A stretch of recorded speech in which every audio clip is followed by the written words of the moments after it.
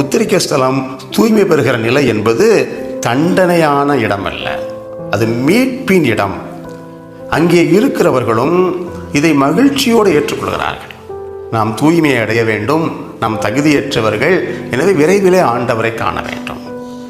நம்முடைய திருச்சபையினுடைய போதனை மட்டுமல்ல, புனிதர்களுடைய வாழ்க்கையிலும் இன்னும் ஆழ் இறை அனுபவம் கொண்டவர்கள், மிஸ்டிக், அவர்களுடைய வாழ்க்கையிலும் இந்த தூய்மை பெறும் நிலையை பற்றி, உத்தரிக்க ஸ்தலத்தை பற்றி அவர்கள் சொல்லியிருக்கிறார். புனித கென்னாவ் கேத்ரின் 15ஆம் நூற்றாண்டில் வாழ்ந்தவர். இவர் தான் முக்கியமாக சொல்லுகிறார், உத்தரிக்க ஸ்தலம் என்பது கடவுளுடைய இரக்கத்தின் மிகப்பெரிய வேலைப்பாடு. உத்தரிக்க ஸ்தலம் என்றாலே அது கடவுளுடைய இரக்கத்தின் இடம் என்றுதான் அர்த்தம். எனவேதான் உத்தரிக்க ஸ்தலத்தில் அதிகமான வேதனையும் அதிகமான மகிழ்ச்சியும் உண்டு என்று சொன்னவர் புனித கென்னாவ் கேத்ரின்.